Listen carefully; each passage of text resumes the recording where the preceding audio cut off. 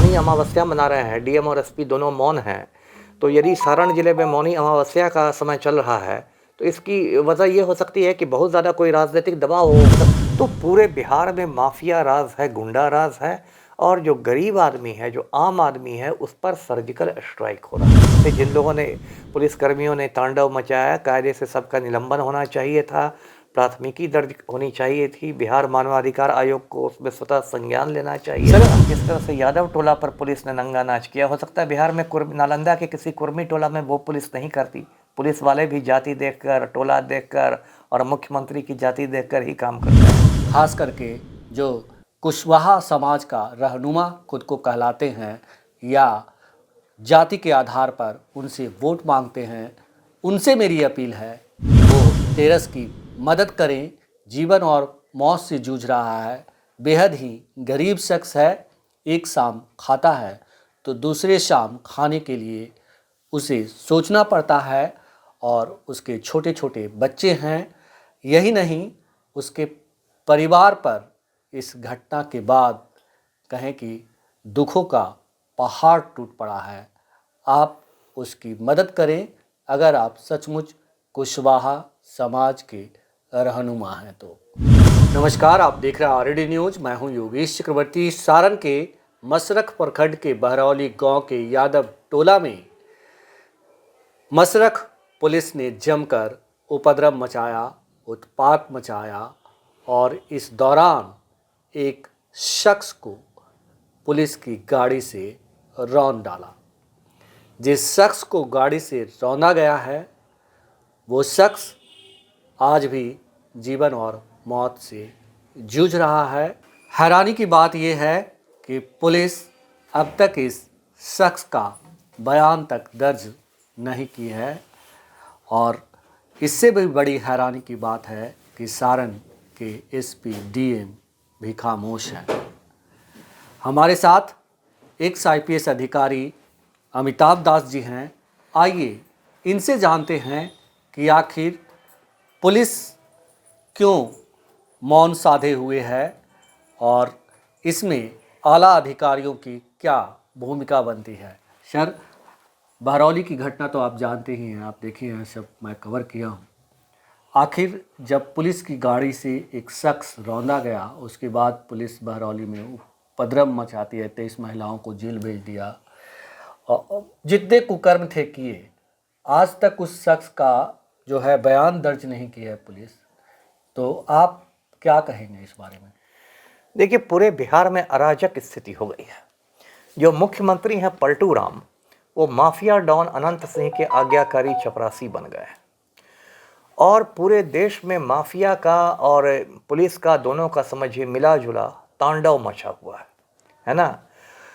और पुलिस कर्मियों की ये स्थिति हो गई है, कर्मियों मतलब सिर्फ दरोगा और इंस्पेक्टर की बात मैं नहीं कर रहा, आईपीएस अफसरों की बात कर रहा हूँ, कि वे लोग मर्दाना कमज़ोरी के शिकार हो गए है ना। बड़े बड़े माफिया पर हाथ डालने की बिहार पुलिस को औकात नहीं है ना। लेकिन जिसको कमज़ोर समझती है पुलिस, गरीब समझती है, उस पर एकदम भूखा शेर बन के टूट पड़ती है ना।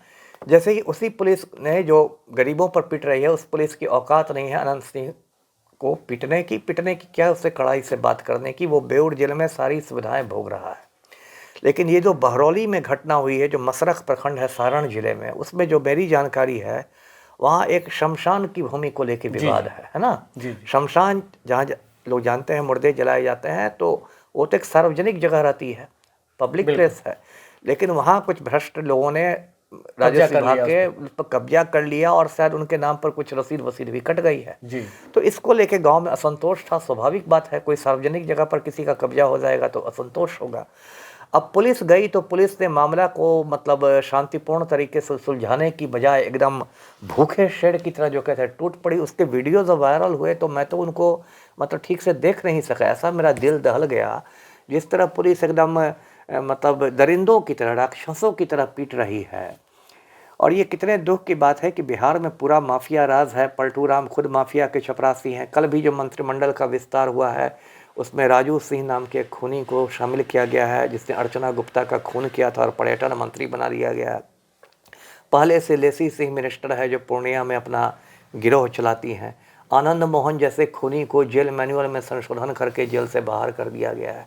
तो पूरे बिहार में माफिया राज है, गुंडा राज है, और जो गरीब आदमी है, जो आम आदमी है, उस पर सर्जिकल स्ट्राइक हो रहा है ना।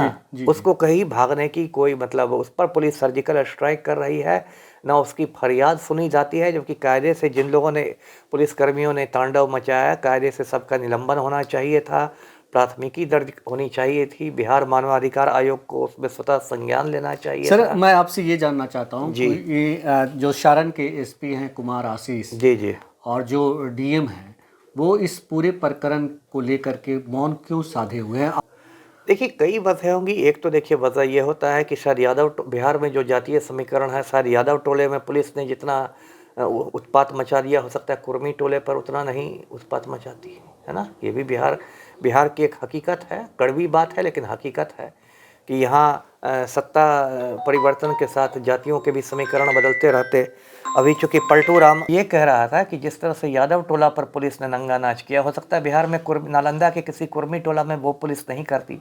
पुलिस वाले भी जाति देखकर, टोला देखकर और मुख्यमंत्री की जाति देखकर ही काम करते हैं।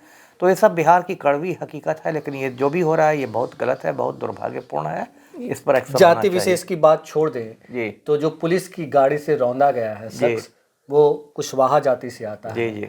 बावजूद इसके पुलिस अब तक उसका बयान दर्ज नहीं किया। आप खुद समझिए, मान लीजिए आपने कहा कि हो सकता है ज़िंदगी मौत के बीच झूल रहा है, मान लीजिए वो 4 दिन बाद कहीं गुजर गया, तब तो उसका बयान दर्ज करना और ज़रूरी है, क्योंकि तब उसका बयान जो है वो मृत्यु पूर्व बयान हो जाएगा, डाइंग डिक्लेरेशन हो जाएगा, है ना। उसके तो बयान की बाकायदा वीडियो रिकॉर्डिंग होनी चाहिए। तो ये मैंने कहा ना कि बिल्कुल अराजक स्थिति बिहार में हो गई है, और ये पहली बार नहीं हो रहा है। इसके पहले आप देखिए बीपीएससी अभ्यर्थियों पर 3 बार लाठीचार्ज हुआ दिसंबर महीने में, 6 दिसंबर को, 25 दिसंबर को, 29 दिसंबर को। 29 तारीख को तो वाटर कैनन के फव्वारे भी छोड़े गए। तो जो पढ़े लिखे बच्चे हैं, जो बिहार का भविष्य हैं, और जो बिल्कुल शांतिपूर्ण सत्याग्रह कर रहे हैं गांधीवादी तरीके से, उसको पुलिस उनकी पूरी जम के कुटाई कर रही है। महिला अभ्यर्थियों की पुलिस सिपाहियों से पिटाई कराई जा रही है, और बड़े बड़े माफिया के सामने मुख्यमंत्री भी चपरासी बने हुए हैं, डीएम एसपी चपरासी बने हुए हैं, सारे लोग, मुख्य सचिव गृह सचिव चपरासी बने हुए हैं। कुछ हो नहीं रहा है। ये आप भी सर आईपीएस अधिकारी जी जी हैं और रहे हैं, मतलब कई जिलों में आपने खुद लीड किया है। जी। मैं आपसे ये जानना चाहता हूँ कि अगर कोई थाने की पुलिस अगर जाती है किसी गांव में, तांडव मचाती है, और उसके बाद वो पुलिस पे क्या कार्रवाई होनी चाहिए, और कुमार आशीष है जो क्या कर सकते हैं? कार्रवाई तो बहुत हो सकती है। एसपी को तो पूरा थाना को निलंबित करने का अधिकार है, सस्पेंड का अधिकार का है, विभागीय कार्रवाई का अधिकार है, प्राथमिकी करने का अधिकार है, और सब पर होना चाहिए, है ना। आप पुलिस की वर्दी में आप हैं तो इसका ये मतलब नहीं ना कि आपको गुंडागर्दी का लाइसेंस मिल गया है। आपको भी कानून के दायरे में ही काम करना है। हम लोग तो जब आईपीएस की ट्रेनिंग करते थे हैदराबाद में, तो बार बार हम लोग को मंत्र की तरह सिखाया जाता था कि आपको न्यूनतम बल प्रयोग करना है, मिनिमम यूज ऑफ फोर्स। जी जी, मैक्सिमम यूज ऑफ फोर्स नहीं। जी जी, लेकिन जिस तरह से उस गांव में पुलिस ने उत्पात तो मचाया ही, 23 महिलाओं को गिरफ्तार करके जेल भेज दिया। जी। तो इतनी बड़ी संख्या में महिलाओं की गिरफ्तारी हुई, और उसमें नई नवेली दुल्हन और कुछ कुंवारी लड़कियां भी थी।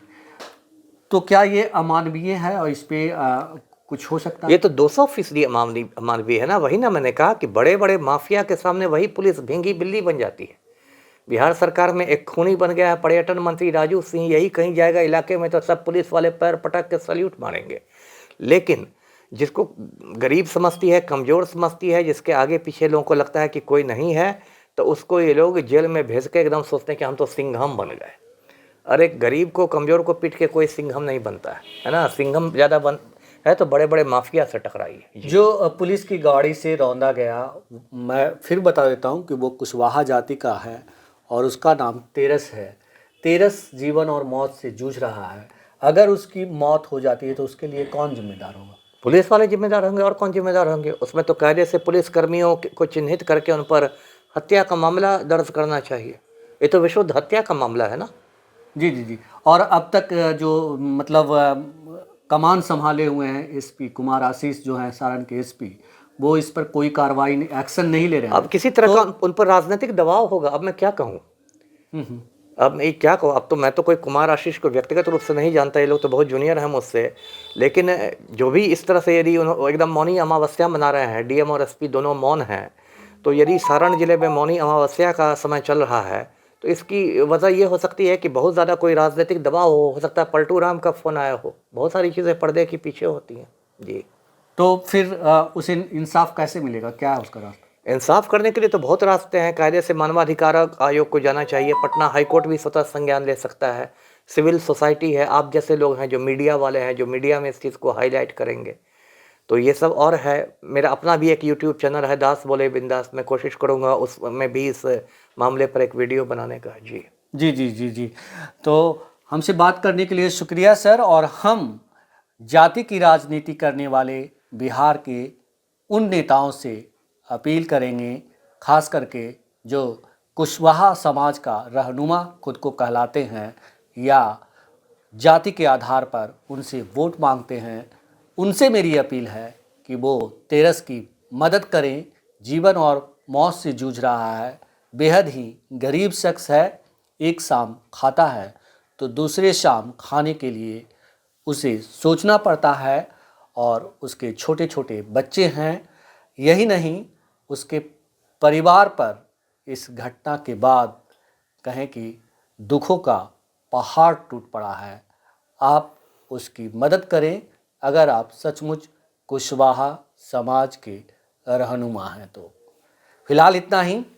आप हमें फेसबुक पर फॉलो करें, यूट्यूब पर सब्सक्राइब करें, लाइक करें, शेयर करें और कमेंट्स कर अपना महत्वपूर्ण विचार और सुझाव जरूर दें। धन्यवाद।